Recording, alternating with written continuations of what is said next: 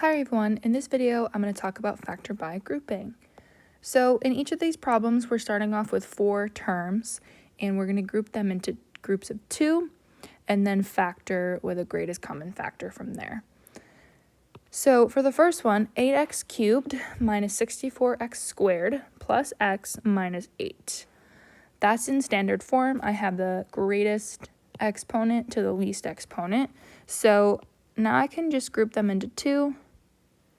8x cubed minus 64x squared, 8x cubed and negative 64x squared. The greatest common factor of those two terms is 8 as a coefficient, and x squared is our variable. When I factor or kind of divide out that from the first term, 8 divided by 8 is 1, x cubed divided by x squared, I'm left with x to the first power, which we usually just write as x. Negative 64 divided by 8 is negative 8, x squared divided by x squared, I have no more variable for that second term. Plus x, or positive x minus 8, that looks very similar to what is left over from the first group, and that's great. That's what we want.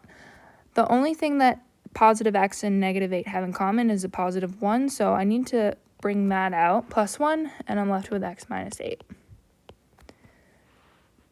So now those two groupings have x minus 8 in common. That's their greatest common factor, and I'm left with 8x squared plus 1.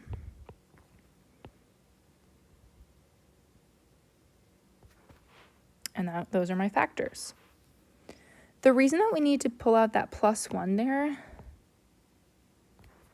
is if I was just left with 8x squared times x minus 8, and I was like, well, I see that I have the plus x minus 8 still, and those are in common. When I factor that out, or divide it out, if I divide x minus 8 out, divide x minus 8 out, I'm still left with that plus 1, because that cancels to 1. And I can show that with a different problem. I feel like that was kind of scrunched in at the top there. So moving on to number 2, I'm going to factor these after I group them into 2 terms. So 12x cubed minus 21x squared, 12 and negative 21, the greatest or highest number that those have in common is 3. And they both have an x squared. The first one has more. So 12 divided by 3 is 4. X cubed divided by x squared. When I take out an x squared, I'm left with an x. And minus 7 is left from the second term. 28x minus 49. If I pull out a 7, positive 7, I'm left to positive 4x minus 7. Great, that's awesome, because now I have 4x minus 7 in common, and I'm left with a 3x squared plus 7.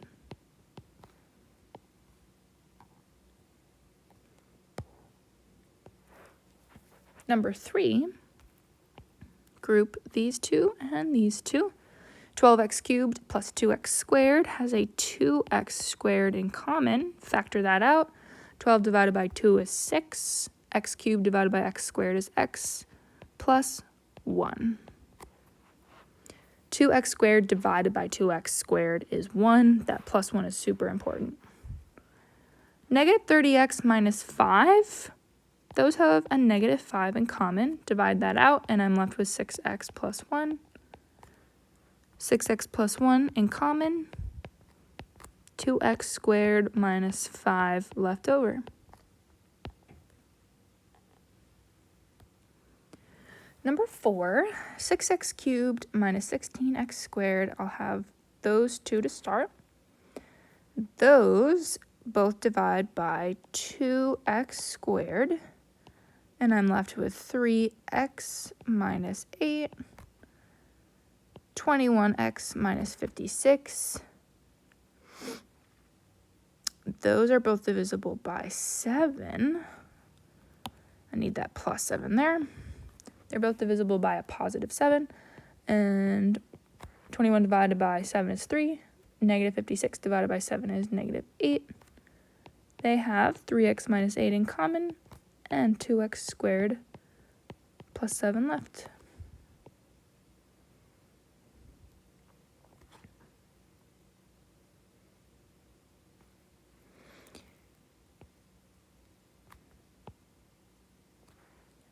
So for these last two, I'm going to change these, actually very last two here slightly. But for these last two that I have written in here, 21x cubed minus 84x squared, we have, they both are divisible by 21x squared. 21 divided by 21 is 1. X cubed divided by x squared is x minus 4. 15x and negative 60 are both divisible by a positive 15. X minus 4. X minus 4 is what they have in common, and I have 21x squared plus 15 left.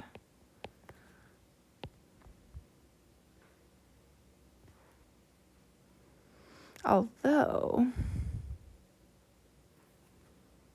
I'm just realizing, so x minus 4,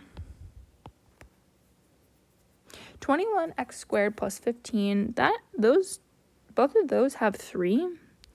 I could pull out a 3, and I'm left with 7x squared plus 5. So we could have all three of those factors, x minus 4, 3, and 7x squared plus 5.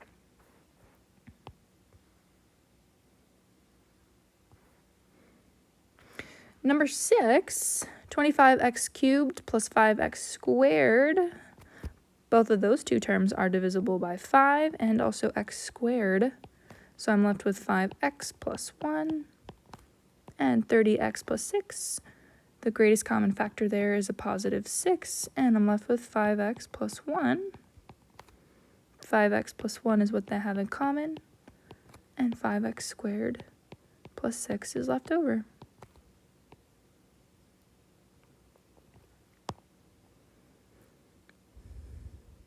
So I want to go back up to the first one and give you something a little similar to that. So I'll call this number 7 here.